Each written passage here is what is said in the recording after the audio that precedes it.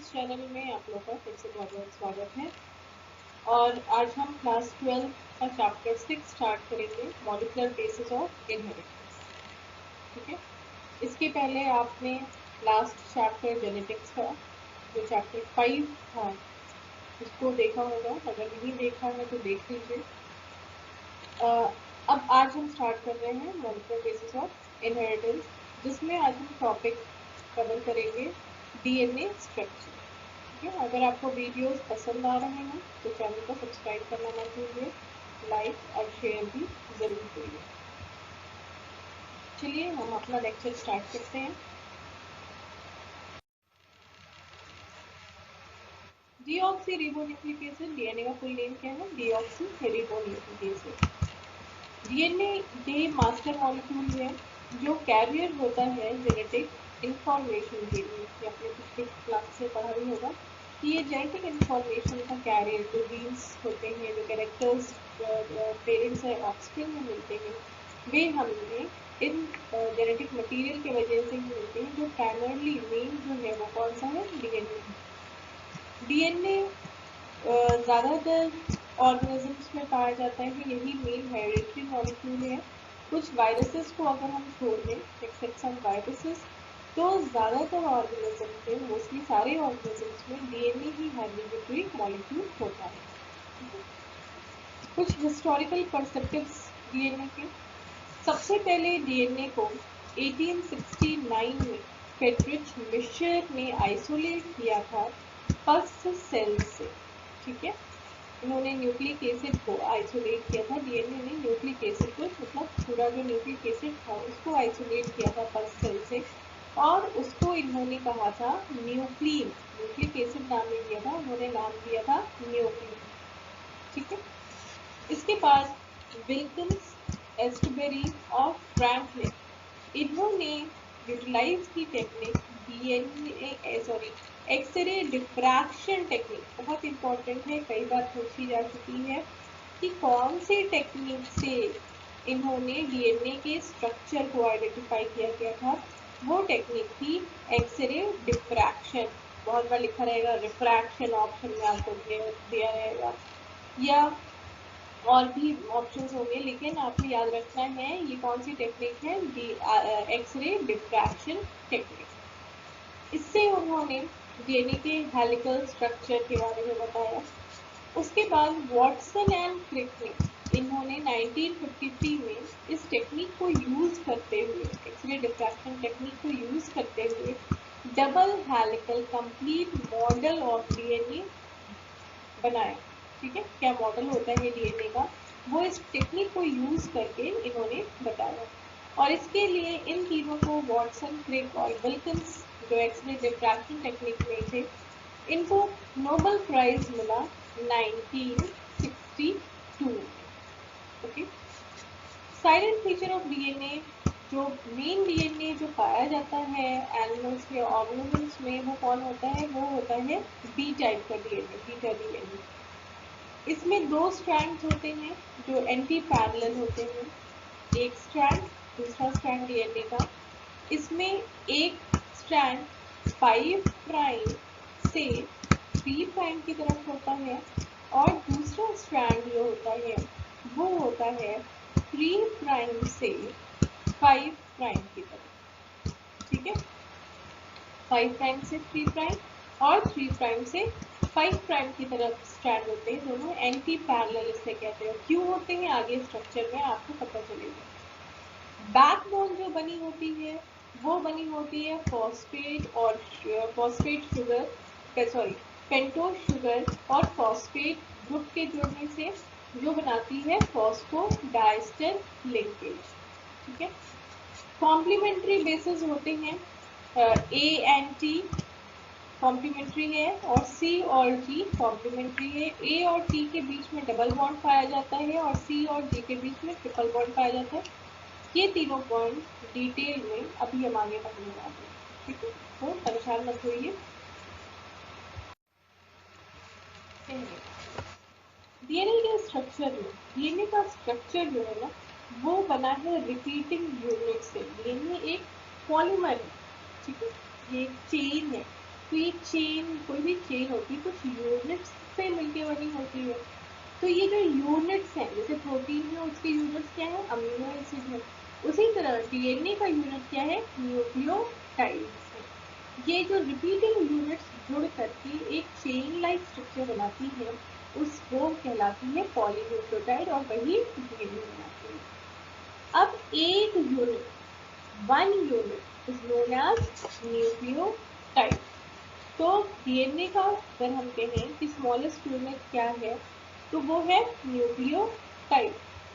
अब इस न्यूक्लियोटाइड में एक न्यूक्लियोटाइड 3 यूनिट से मिलकर बना होता है, फॉस्फेट ग्रुप, शुगर और बेस। ओके, डीएनए किससे मिलकर बना है, डीएनए न्यूक्लियोटाइड से मिलकर बना है, न्यूक्लियोटाइड यूनिट से मिलकर बना हुआ। अब एक न्यूक्लियोटाइड में क्या क्या है, एक न्यूक्लियोटाइड में 3 चीजें हैं, फॉस्फेट है, शुगर है और nitrogenous base. Okay, phosphate group का स्ट्रक्चर आपको पता है, PO4 स्ट्रक्चर ये होगा। शुगर, शुगर जो है इसमें रिबोज शुगर या डीऑक्सी रिबोज शुगर होता है। अगर आरएनए है तो उसमें रिबोज शुगर पाया जाता है, और अगर डीएनए है तो न्यूक्लियोटाइड में डीऑक्सी रिबोज शुगर पाया जाता है। दोनों ही पेंटोज शुगर है, ठीक है, 5 कार्बन वाले शुगर हैं। अब स्ट्रक्चर को ध्यान से देखिए दोनों स्ट्रक्चर्स को। तो रिबोज शुगर में 1 है, ये पहला कार्बन, ये दूसरा कार्बन है, ये तीसरा कार्बन है, ये चौथा है और ये 5वां कार्बन है, ठीक है। तो पहले कार्बन को अगर हम देखते हैं तो रिबोज शुगर और डीऑक्सी रिबोज शुगर सिमिलर है। दूसरे कार्बन पे आरएनए में OH ग्रुप है और दूसरे कार्बन में डीऑक्सी रिबोज में H ग्रुप है। ओके, इस वजह से क्योंकि यहाँ से एक O निकल गया ना, बाकी स्ट्रक्चर देखिए, बाकी स्ट्रक्चर सिमिलर है रिबोज में और डीऑक्सी रिबोज में। इसकी वजह से दोनों के स्ट्रक्चर में डिफरेंट है, यहाँ पे OH है और यहाँ पर H है, इसलिए इसको डीऑक्सी, ऑक्सीजन निकल गया इसलिए इसको कहते हैं डीऑक्सी रिबोज, ठीक है। इस OH ग्रुप के वजह से ही आरएनए जो होता है वो अनस्टेबल होता है और बहुत रिएक्टिव होता है। तो पूछा जाए कि क्या वजह है कि आरएनए ज़्यादा अनस्टेबल और रिएक्टिव होता है, तो वो सेकेंड पोजीशन पे जो OH ग्रुप है इसके वजह से ही होता है, ठीक है। तो एक डिफरेंस आरएनए और डीएनए में। अब जो उसमें पाए जाते हैं प्यूरीन और पिरिमिडीन नाइट्रोजनस बेसिस, तो 3 चीजें थी, 3 चीजों में पहला क्या था, फॉस्फेट था न्यूक्लियोटाइड में, बता दिया स्ट्रक्चर आपको। दूसरा था शुगर जो रिबोज होगा आरएनए में और डीऑक्सी रिबोज होगा डीएनए में। तीसरी चीज है नाइट्रोजनस बेस। तो नाइट्रोजनस बेस 2 तरह के होते हैं, प्यूरीन और पिरिमिडीन, ठीक है। प्यूरीन का स्ट्रक्चर ऐसा होता है और पिरिमिडीन का स्ट्रक्चर ऐसा होता है। प्यूरीन नाम छोटा है लेकिन स्ट्रक्चर बड़ा है, और पिरिमिडीन नाम बड़ा है और स्ट्रक्चर छोटा है, ठीक है। तो प्यूरीन में ये फर्स्ट कार्बन पे नाइट्रोजन होता है, सॉरी फर्स्ट पोजीशन पे नाइट्रोजन है, थर्ड पे है, 7th पे है और 9th पे, 1 पे है, 3 पे है, 7 पे है और 9 पे है।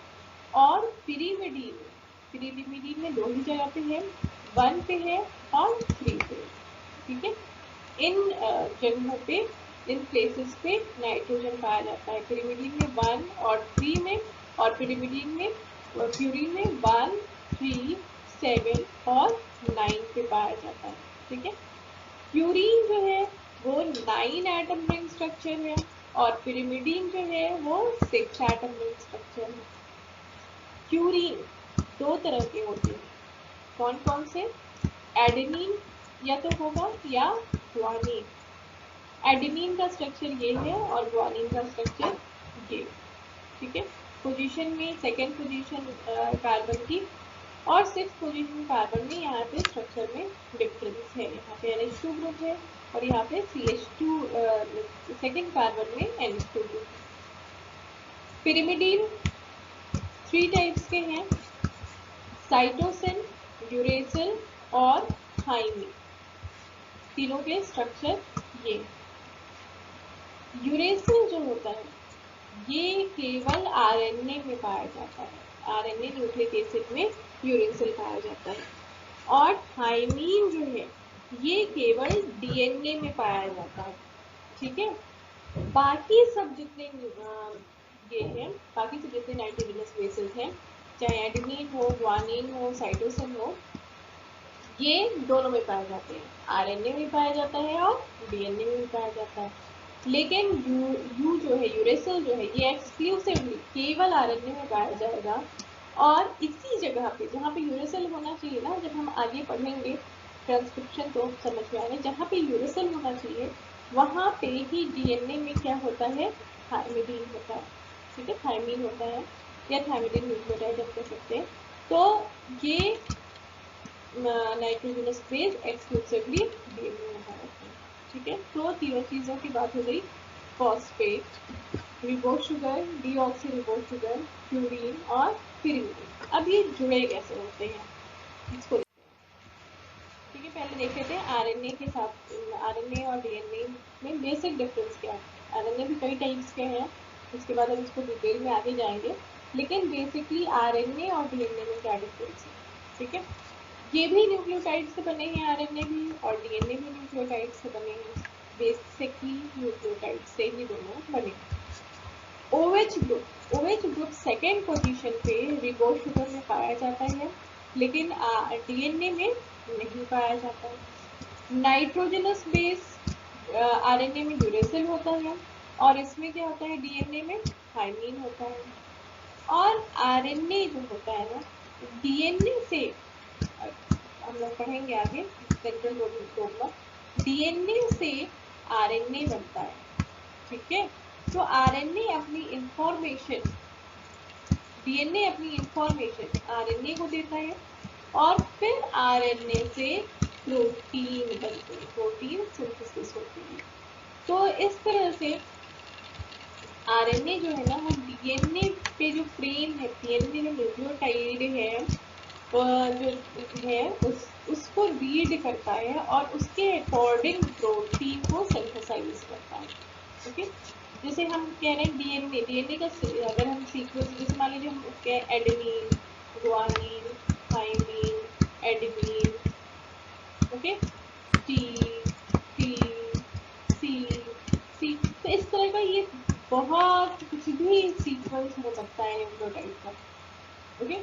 क्योंकि बैकबोन जो अगर डीएनए की बात कर रहे हैं तो उसकी जो बैकबोन होगी वो तो फॉस्फेट की होगी, फॉस्फेट और रिबोस शुगर की होगी, तो वो तो सब जगह सेम होगा। लेकिन चेंज कहाँ पे होगा, ये नाइट्रोजनस बेसिस में। तो नाइट्रोजनस बेसिस में चेंज जो होता है, इससे ही क्या प्रोटीन बनेगी, इस जो सीक्वेंस है ये ही फैसला लेता है कि आगे जो सिंथेसाइज होने वाला है वो कौन सी प्रोटीन होने वाली सिंथेसाइज है, ठीक है।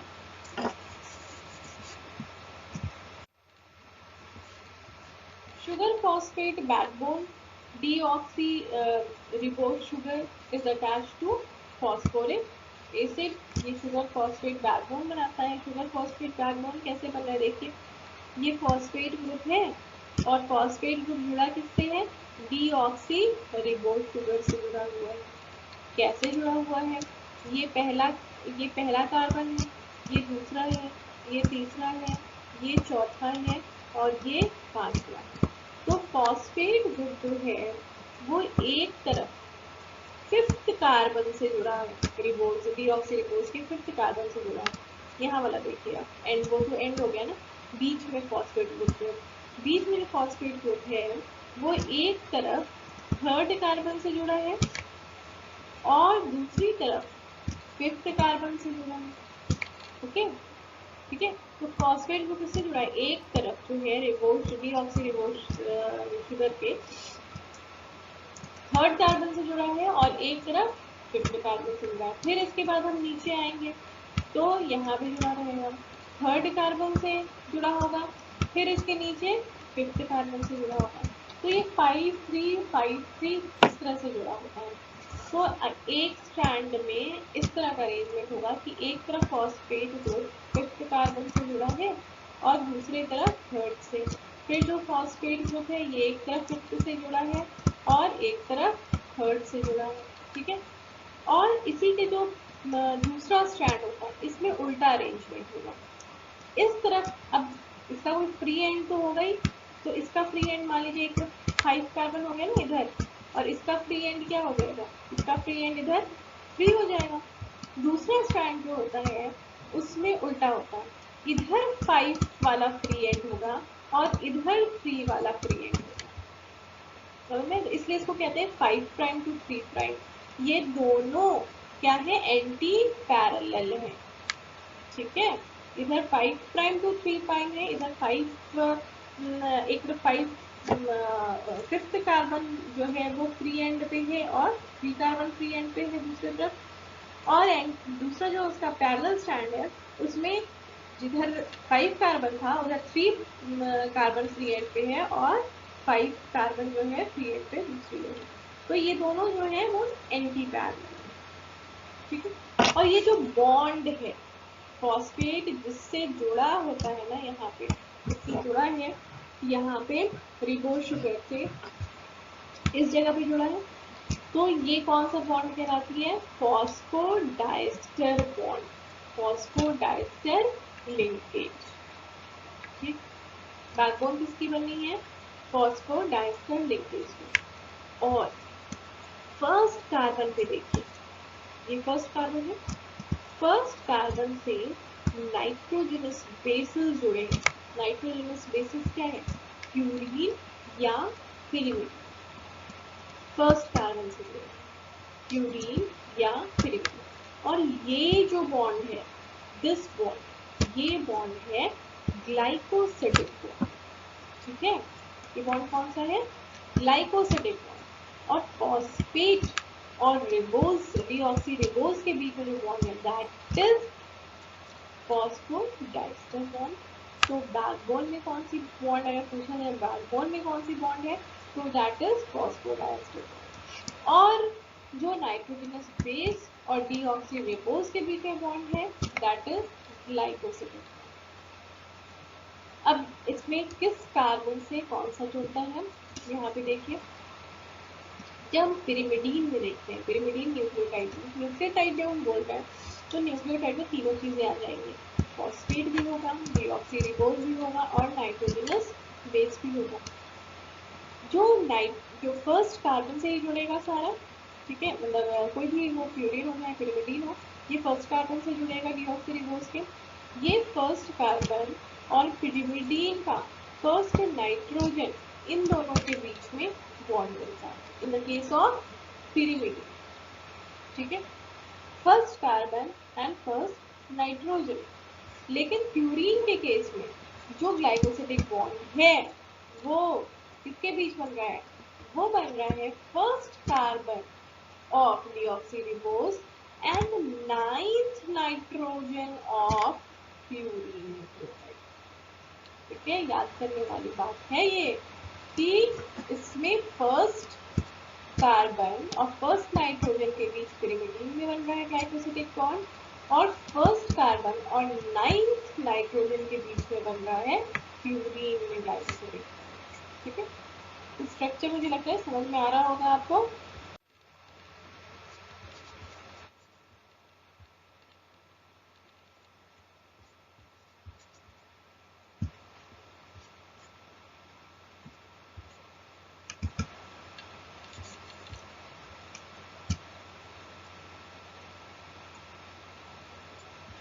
न्यूक्लियोसाइड क्या होते हैं, न्यूक्लियोसाइड कंपाउंड्स जो फॉर्म होते हैं बाय कॉम्बिनेशन ऑफ पेंटोज और नाइट्रोजनस बेस। न्यूक्लियो दो टर्म है, न्यूक्लियोसाइड और न्यूक्लियोटाइड।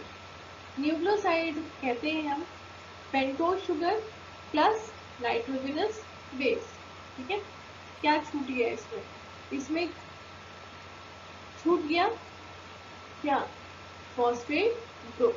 ठीक है, फॉस्फेट ग्रुप को भी जोड़ दें तो उसको हम कहते हैं न्यूक्लियोटाइड। तो न्यूक्लियोसाइड में पेंटोस शुगर और नाइट्रोजनस बेस के कॉम्बिनेशन को हम न्यूक्लियोसाइड कहते हैं। अगर एडेनिन है, डीएनए है, तो डीऑक्सी रिबोस शुगर ही होगा, इसको कहेंगे डीऑक्सी एडेनिन। ग्वानिन है, नेम में जाइएगा, ये देखिए एडेनिन और ग्वानिन, ठीक है, इनमें हम साइन लगाते हैं, और साइटोसिन और थाइमिन में इनमें हम डाइन लगाते हैं। ठीक है, तो ग्वानिन और deoxy ribose sugar deoxy guanosine बनाएंगे। साइटोसिन और deoxy ribose sugar, deoxy cytosine नहीं कहेंगे इसको, डीऑक्सी साइटिडीन। और थाइमिन और डीऑक्सी रिबोस शुगर ये कहलाते हैं डीऑक्सी थाइमिडीन। ठीक है, न्यूक्लियोटाइड्स, न्यूक्लियोटाइड्स क्या है, अब इसी में न्यूक्लियोसाइड में फॉस्फेट ग्रुप भी जुड़ गया तो उसको हम क्या कहेंगे, न्यूक्लियोटाइड। न्यूक्लियोटाइड में नॉमेनक्लेचर देखिए, डीऑक्सी एडेनोसिन मोनोफॉस्फेट, एक ही फॉस्फेट जुड़ा है, न्यूक्लियोटाइड है तो ये। डीऑक्सी ग्वानोसिन मोनोफॉस्फेट, ये क्या हो जाएगा, डीऑक्सी साइटिडीन मोनोफॉस्फेट और डीऑक्सी थाइमिडीन मोनोफॉस्फेट। ठीक है, ये एंटी पैरेलल स्ट्रक्चर इस फिगर से आपको ज्यादा क्लियर होगा। पहले बॉन्डिंग देख लेते हैं। एडेनिन और थाइमिन के बीच में, एडेनिन और थाइमिन के बीच में कौन सा बॉन्ड होता है, डबल बॉन्ड। ओके, और ग्वानिन और साइटोसिन के बीच में एडेनिन क्या है, एडेनिन आपका पिरिमिडीन है, एडेनिन आपका प्यूरिन है, प्यूरिन एडेनिन और थाइमिन क्या है, पिरिमिडीन है। ठीक है, तो प्यूरिन पिरिमिडीन से जुड़ा होता है, प्यूरिन पिरिमिडीन से जुड़ा होता है, तो जितने नंबर ऑफ प्यूरिन है उतने नंबर ऑफ पिरिमिडीन होंगे। तो एडेनिन किससे जुड़ता है, थाइमिन से जुड़ता है, और ग्वानिन किससे जुड़ता है, ग्वानिन क्या है आपका, प्यूरिन है। एडेनिन और ग्वानिन क्या है, प्यूरिन है, और थाइमिन और साइटोसिन क्या है, पिरिमिडीन है। तो ग्वानिन किससे जुड़ता है, साइटोसिन से, और इन दोनों के बीच में कितने हाइड्रोजन बॉन्ड्स बनते हैं, 3, और एडेनिन और थाइमिन के बीच में कितने हाइड्रोजन बॉन्ड्स बनते हैं, 2। किस तरह से बनते हैं ये देखिए, ये थाइमिन है, थाइमिन में जो नाइट्रोजन 1 है और 6 कार्बन है यहाँ पे, और एडेनिन के 6 कार्बन और फर्स्ट, तो फर्स्ट और 6th पोजीशन, फर्स्ट और 6th पोजीशन के बीच में बॉन्डिंग होती है एडेनिन और थाइमिन।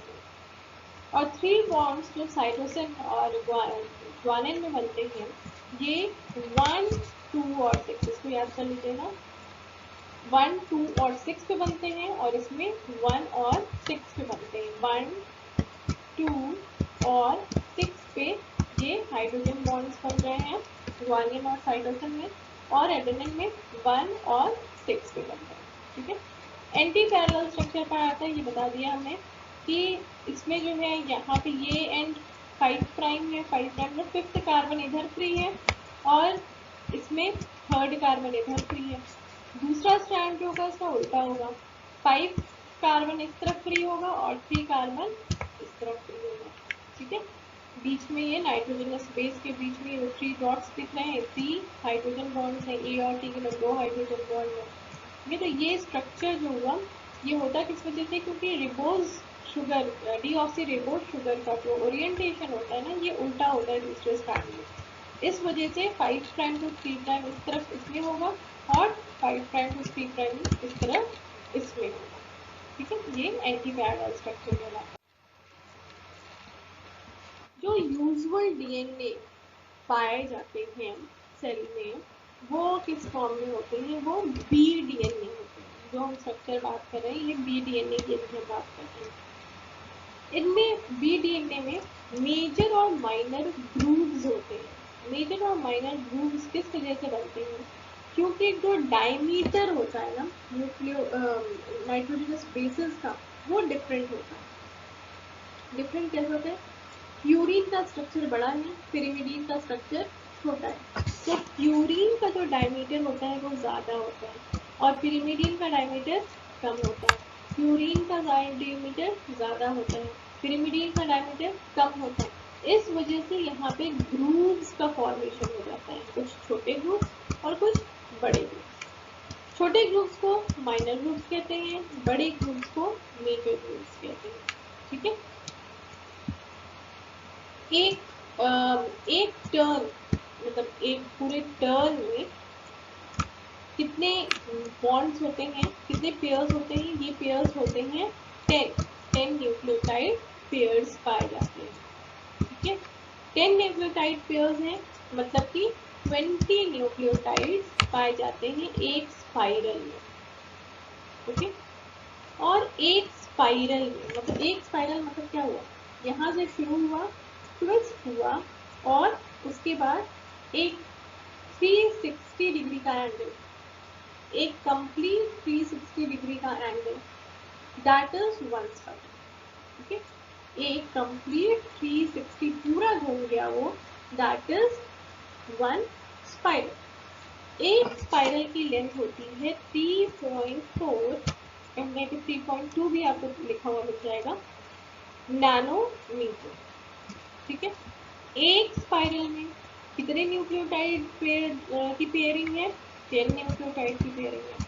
तो दो न्यूक्लियोटाइड के बीच में, दो न्यूक्लियोटाइड पेयर के बीच में डिस्टेंस कितना हो जाएगा? 3.4 डिवाइडेड बाई 10, 0.34 नैनोमीटर। तो दो न्यूक्लियोटाइड पेयर के बीच में जो दूरी है, डिस्टेंस है, वो क्या होगा? 0.34 नैनोमीटर। और एक स्पाइरल का लेंथ क्या होगा? 3.4 नैनोमीटर। ठीक है। अब हम ये देख रहे हैं कि एक जो मतलब पूरे 10 न्यूक्लियोटाइड्स का पेयर है, एक स्पाइरल है, तो एक स्पाइरल में डिग्रीज कितनी हुई? 360 डिग्री। 360 डिग्री बन रहा है, एक बार पूरा वो रोटेट करता है और 10 न्यूक्लियोटाइड्स हैं उसमें। तो एक न्यूक्लियोटाइड के पेयर और दूसरे न्यूक्लियोटाइड के पेयर के बीच में एंगल कितना बनेगा? 360 डिवाइडेड बाई 10, क्योंकि 360 कितने न्यूक्लियोटाइड पेयर्स के बीच में बन रहा है? 10। तो दो न्यूक्लियोटाइड पेयर के बीच में कितना डिग्री बन जाएगा? 36। ठीक है, 36। देखिए, एक न्यूक्लियोटाइड है, एक न्यूक्लियोटाइड है, एक न्यूक्लियोटाइड दूसरे न्यूक्लियोटाइड के बीच में ये जो है ना, ये एंगल, दैट इज 36। फिर उसके बाद सेकेंड न्यूक्लियोटाइड और थर्ड न्यूक्लियोटाइड के बीच में 36। तो इस तरह से फर्स्ट और थर्ड के बीच में कितना हो गया? 36 प्लस 36 72। नेक्स्ट वाला जुड़ेगा प्लस 36 और हो गया। तो इस तरह से जब 10 जुड़ेंगे तब जाकर के ये 360 पूरा होगा। तो मतलब एक स्पाइरल में 10 न्यूक्लियोटाइड पेयर्स होते हैं और दो न्यूक्लियोटाइड पेयर के बीच में एंगल कितना होता है? 36 डिग्री। ये हम बात कर रहे थे B DNA, B type of DNA. कुछ डिफरेंट टाइप्स ऑफ डीएनए भी पाए जाते हैं, जैसे कि ए डीएनए, बी डीएनए पढ़ा आपने, सी डीएनए और जेड डीएनए। जो बी डीएनए, उसमें ट्विस्टिंग जो होती है ना, क्लॉकवाइज होती है, राइट हैंडेड होती है। ओके। और जेड डीएनए केवल ऐसा होता है जिसमें ट्विस्टिंग लेफ्ट हैंडेड होती है, एंटी क्लॉकवाइज होती है। ठीक है। और रेसिड्यूज जो होते हैं एक स्पाइरल के अंदर 10 होते हैं, बी में आपको पता है, ए में 11 होते हैं, सी में 9.33 होते हैं, मतलब कि हम वैल्यू निकालेंगे तो 9.33 आएगी और डिग्रीज को डिवाइड करेंगे बेसिस से तो, और जेड में कितने होते हैं? 12 होते हैं। इसका कोई बहुत याद करने की जरूरत नहीं है, बी का आप याद रखिए। रोटेशन पर बेस 36 डिग्री होता है, इसका आपको याद रखने की जरूरत है। Helical diameter is that I lost, इसमें जो दो स्ट्रैंड्स है ना, दोनों स्ट्रैंड्स के बीच का जो डायमीटर होता है डीएनए में, ये कितना होता है 20 एंगस्ट्रॉम होता है। ठीक है, ये वैल्यू भी कई बार पूछी जाती है 20 एंगस्ट्रॉम। तो तीन वैल्यूज आपको पता होनी चाहिए, ये 20 एंगस्ट्रॉम डायमीटर, एक स्पाइरल के बीच में 3.2 नैनोमीटर, और दोनों के बीच में, दो न्यूक्लियोटाइड के बीच में 0.32 ये वैल्यू होती है। मेजर रूल्स माइनर रूल्स ये होते हैं, दोनों सब में होते हैं। कंडीशन, कंडीशन जब 75% रिलेटिव ह्यूमिडिटी होती है उस time A type of DNA होते हैं, और जब 92% ह्यूमिडिटी ज़्यादा ही होती है सेल में तो डीएनए कौन सा पाया जाता है, B type of DNA. 62% humidity होती है तो सी टाइप ऑफ डीएनए। ठीक है, और high salt concentration. Adverse condition में जेड टाइप ऑफ डीएनए बनते हैं। ठीक है, तो जब ह्यूमिडिटी कम होती है 92% है तो बी, जब ह्यूमिडिटी कम होती है तो डीएनए ए और सी टाइप में कन्वर्ट हो सकते हैं। डीएनए को और भी दो टाइप्स में डिवाइड कर सकते हैं, लीनियर डीएनए और सर्कुलर डीएनए। जो डीएनए मतलब दोनों एंड फ्री है जिस डीएनए के, उसको हम कहते हैं लीनियर डीएनए, और जिस डीएनए के दोनों एंड्स जुड़े हुए हो इस तरह से हो उसको हम कहते हैं circular DNA. Linear DNA eukaryotic nucleus में पाया जाता है। जितने भी यूकैरियोटिक न्यूक्लियस में जो न्यूक्लिक एसिड होता है वो कैसा होता है, लीनियर डीएनए। सर्कुलर डीएनए ये पाया जाता है बैक्टीरियाज में पाया जाता है। ठीक है, और ये सेमी ऑटोनॉमस सेल ऑर्गेनेल पता होगा आपको, ये प्लास्टिड्स जैसे प्लास्टिड और माइटोकॉन्ड्रिया है, इसमें भी डीएनए पाया जाता है ना, इसीलिए इन्हें सेमी ऑटोनॉमस बॉडीज कहते हैं, क्योंकि कुछ प्रोटीन्स ये खुद बनाती हैं तो इसलिए इनको, और कुछ प्रोटीन्स ये न्यूक्लिक एसिड पे डिपेंडेंट होती है तो इसलिए ये सेमी ऑटोनॉमस ऑर्गेनिल्स कहते हैं। इनके अंदर भी डीएनए पाया जाता है जिसपे जीन्स पाए जाते हैं। इनका डीएनए भी जो होता है, इनके डीएनए का स्ट्रक्चर भी क्या होता है, सर्कुलर। डीएनए जो लीनियर डीएनए है उसमें फ्री एंड होता है। इन लीनियर डीएनए को अगर पीछे के दोनों एंड्स को हम जोड़ दें तो ये सर्कुलर हो जाएगा। इसको जोड़ने के लिए जो एंजाइम यूज होता है उसे हम कहते हैं लाइगेज एंजाइम। ठीक है, बायोटेक्नोलॉजी कोर्स में हम पढ़ेंगे क्या यूज है इसका। पैलिंड्रोमिक सीक्वेंसेस होते हैं। पैलिंड्रोमिक सीक्वेंसेस एक टर्म है जो विल्सन और थॉमस का दिया हुआ है, इन्होंने बताया था। पैलिंड्रोम मतलब क्या होता है, आगे से पढ़ो या पीछे से पढ़ो, दोनों पढ़ने में एक ही आए तो उसे क्या कहते हैं, पैलिंड्रोमिक सीक्वेंसेस। जैसे मैडम है, आगे से पढ़िए पीछे से पढ़िए, वही है मैडम ही मैडम है। नितिन है, आगे से पढ़िए या पीछे से पढ़िए, नितिन है। इसी तरह से डीएनए में भी जो सीक्वेंसेस इस तरह के होते हैं, कुछ स्ट्रेचेस ऑफ डीएनए होते हैं जहाँ पर कि पूरा डीएनए कभी ऐसा नहीं हो सकता है कि आगे से और पीछे से एक जैसे ही हो, कुछ एक सेगमेंट होगा जो कि जो होगा वो पैलिंड्रोमिक डीएनए होगा, मतलब इधर से आप पढ़ो या इधर से पढ़ो वो सेम आएगा। जैसे कि ये इधर से 5 प्राइम टू 3 प्राइम जब हम पढ़ रहे हैं, ये 5 प्राइम है। हमेशा ना जब हम डबल स्ट्रैंडेड डीएनए का सीक्वेंस लिखते हैं तो पहला जो होता है, पहला स्ट्रैंड जो होता है ये 5 प्राइम वाला होता है, और दूसरा ये एंड जो होता है वो 3 प्राइम होता है, और जो नीचे सीक्वेंस लिखेंगे उसमें ये स्ट्रैंड 3 होगा और ये 5 होगा। ओके, ये एक पैटर्न है लिखने का कि हमेशा हम 5 प्राइम टू 3 प्राइम ही लिखते हैं, लेफ्ट टू राइट हमेशा हम 5 प्राइम टू 3 प्राइम ही लिखते हैं। तो 5 प्राइम टू 3 प्राइम ये सीक्वेंस है, नीचे वाले में देख रहे हैं तो अभी यही सीक्वेंस है, तो ये कैसे सीक्वेंस हो गए, पैलिंड्रोमिक डीएनए सीक्वेंस हो गए।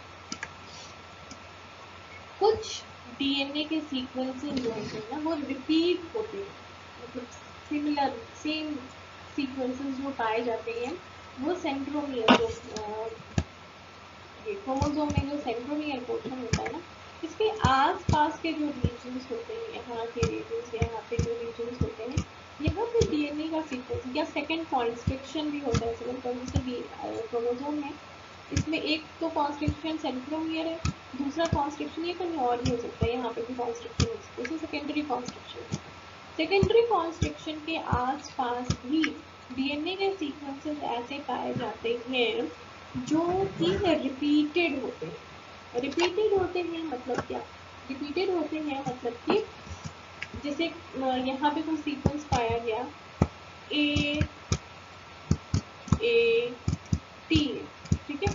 अब ये ए टी एक बार नहीं है, ए टी 50 टाइम्स हो गया, 50 टाइम्स ए टी है, 50 यहाँ पे सीक्वेंस है ए टी का 50 times, A T A T A T A T, ये 50 टाइम्स है। तो ये रिपीटेड सीक्वेंस है, many times, 50 times, 100 times, 1000 times.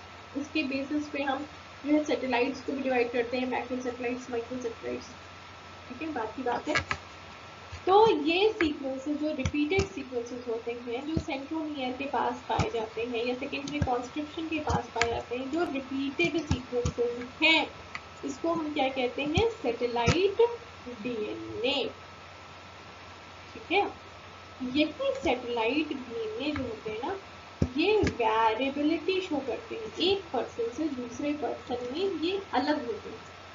अगर हम क्रोमोसोम का स्ट्रक्चर देखें, ये पूरे न्यूक्लिक एसिड का स्ट्रक्चर देखें जो ह्यूमन बीइंग में 97% स्ट्रक्चर जो ह्यूमन बीइंग का डीएनए सीक्वेंस है वो सेम होता है। लगभग 2 से 3% ही या उससे कम ही डिफरेंस पाया जाता है, डिफरेंट होता है लोगों में, ठीक है। ये डिफरेंस होता कहाँ पे है? ये डिफरेंस इसी रीजन में होता है, इस रीजन में ही होता है ये डिफरेंस, ये रीजन में, ठीक है।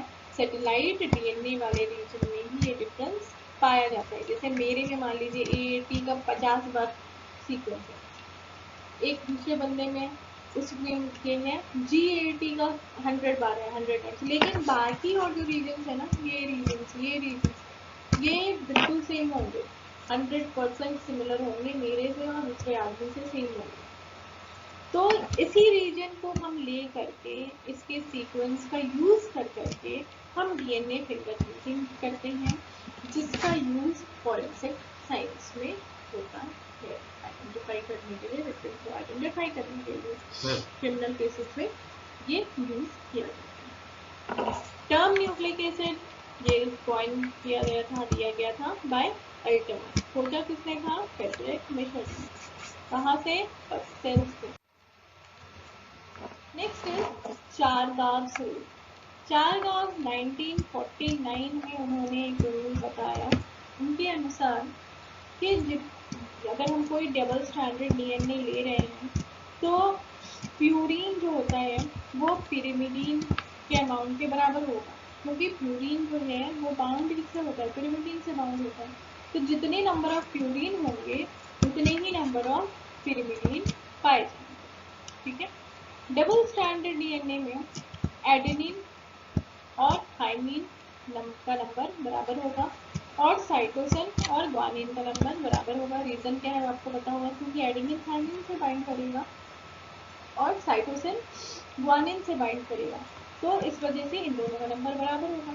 तो A/T का रेशियो 1 होगा या T/A का रेशियो 1 होगा, C/G का रेशियो 1 होगा या G/C का ratio 1। Ratio of A+T/C+G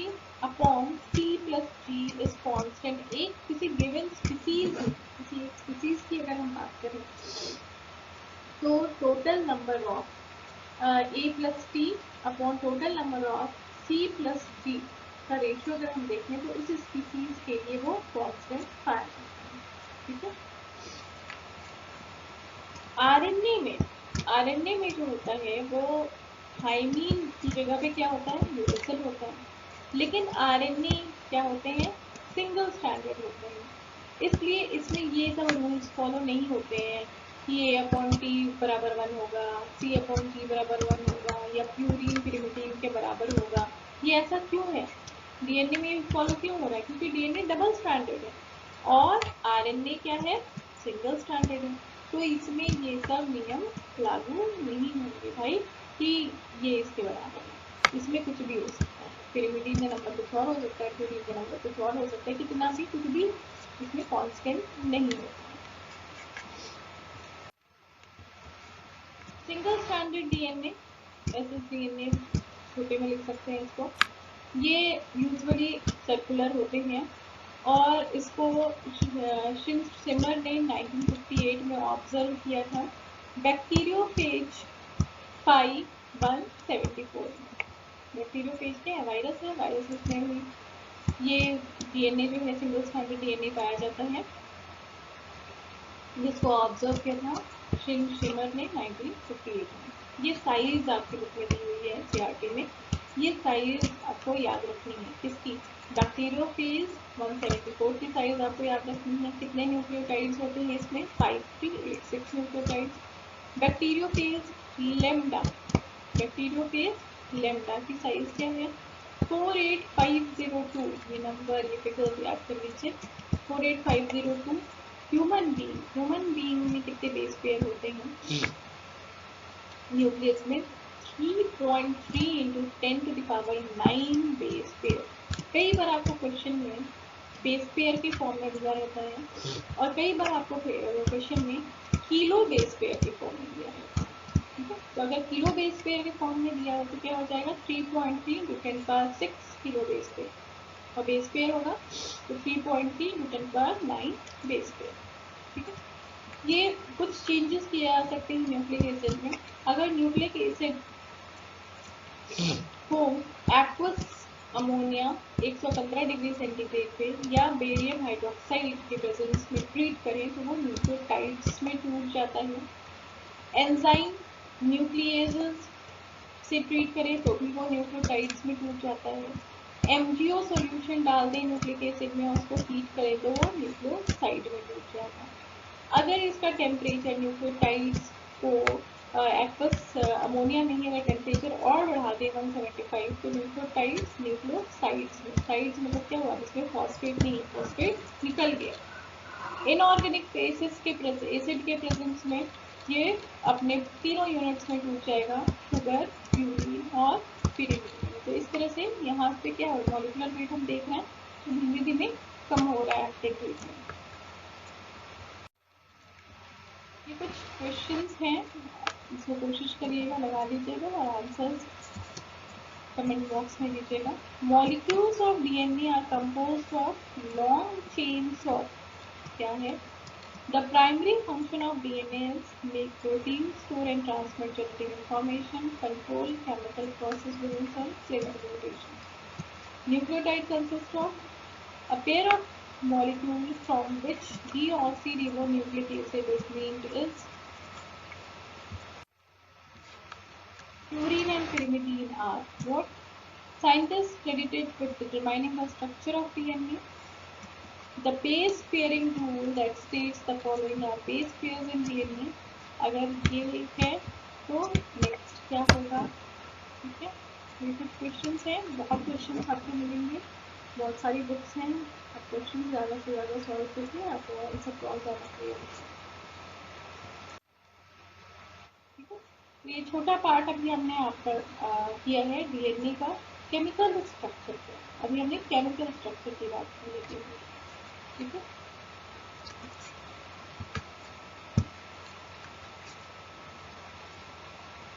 next video में हम देखेंगे कि डीएनए की पैकेजिंग, केमिकल स्ट्रक्चर हमने पढ़ लिया, अब डीएनए पैकेजिंग कैसे होती है और डीएनए ही जेनेटिक मटेरियल है, इसको कैसे आइडेंटिफाई किया गया था, क्या एक्सपेरिमेंट किए गए थे, इसके बारे में हम नेक्स्ट वीडियो में बात करेंगे। लंबा चैप्टर है, टाइम लगेगा इस चैप्टर को कंप्लीट होने में, तो बने रहिए इसमें और बाकी के वीडियोस भी देखते रहिए। बहुत बहुत शुक्रिया पेशेंस के लिए, आपका इस चैनल को वॉच करने के लिए, और अगर अच्छा लग रहा हो तो प्लीज़ इंकरेज करें, लाइक करें, शेयर करें, सब्सक्राइब करें, बाकी दोस्तों को भी बताएं इसके बारे में। ठीक है, चलिए, मेरे घर को रात हो चुकी है, चलिए गुड नाइट। शपथ है, टेक केयर, बी हेल्दी।